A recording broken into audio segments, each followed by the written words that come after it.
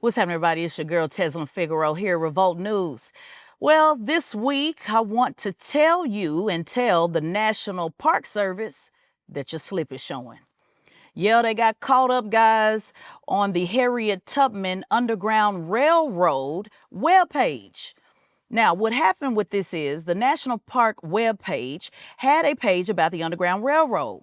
Now, it's been restored to its original web page, but only because they got caught. Let me let you know what happened. Now, they had the Underground Railroad page that featured a photo and quote from Tubman as the leader of the Underground Railroad, and had elements on the page that talked about the history that we all know and love. And it followed with the text about how she transported enslaved people to freedom and out of the South. Now, check this out.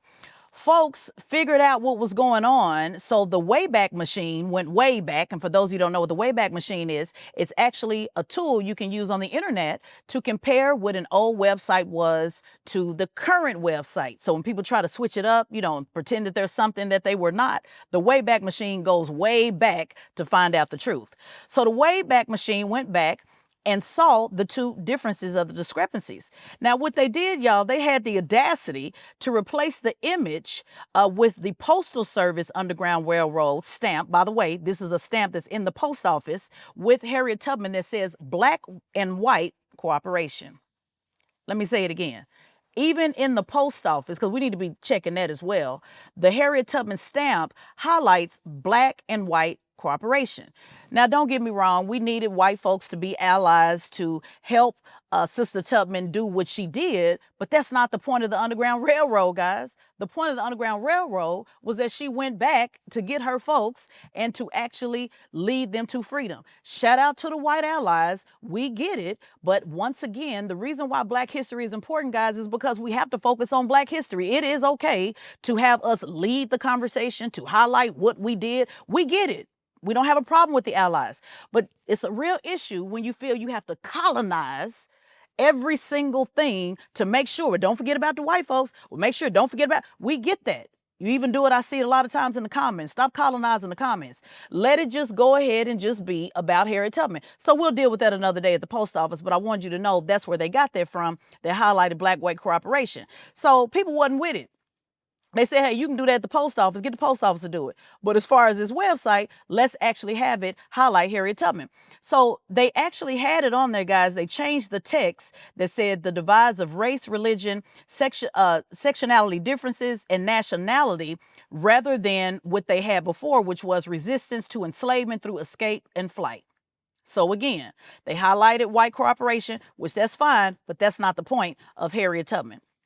They also deleted the Fugitive Slave Act of 1850, along with historical cards of enslaved people fighting to reach freedom, and a mural of the 54th Massachusetts Infantry, the first Black regiment made up of those raised in the North.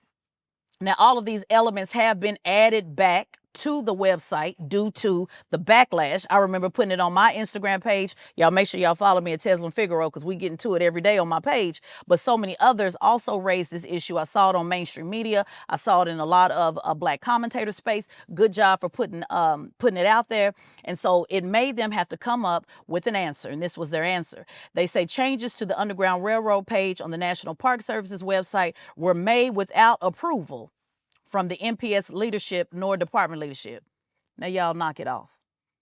What you mean without approval? So you just got somebody in there just changing the website. Ain't nobody looked at nothing. You just changing it. Ain't nobody said nothing. You just bottom line. So you mean tell me some intern just did it, but that's okay. You threw the person under the bus. But it said it was made without approval, but the website was immediately restored to its original content.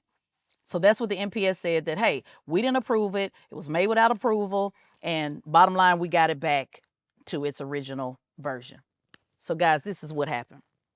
You ever heard of the spook that sat by the door? So many of you say, what can I do? What can I do to make a difference? So many of you feel right now defeated. So many of you feel, well, there's nothing I can do. I can't change the policy. I'm not the president. I'm not an elected official. I can't really make a difference. This is how you make a difference. You may not be the loudest in the room, but you are in the room. The spook that sat by the door was a powerful position to be able to basically whistleblow. This is where snitching actually matters. You know, they say snitches get stitches, but this is actually where telling somebody something actually matters, because they said that it was two anonymous NPS employees that told the Washington Post, hey, go check this out and see what they're doing. Salute to the spook that sat by the door. Shout out to you for being able to let us know what's going on, because imagine how much do you think this is happening, guys, on stuff that we don't know?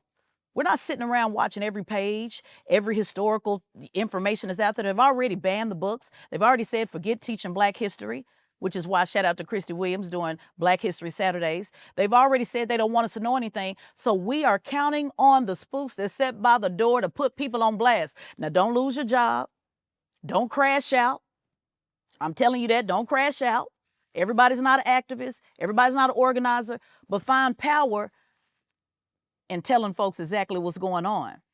Drop it in a DM. Drop it in an inbox. You can certainly send it to mine. Give it to an anonymous source, because if you know that what somebody is doing is wrong, then you have an opportunity to make it right.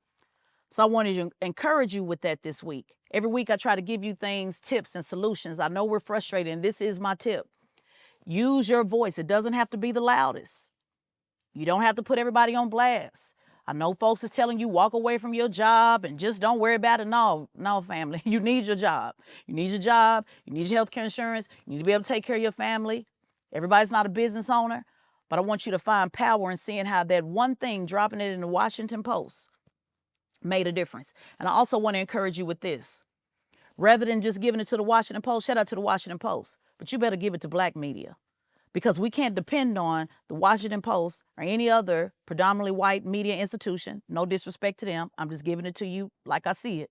We can't expect it just to go to them and expect them to put it on blast. In this case, they did.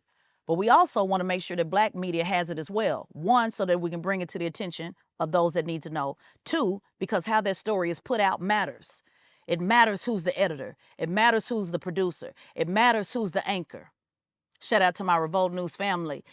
I'm not looking at a teleprompter reading words. I'm looking at their faces behind the camera. You can't see them.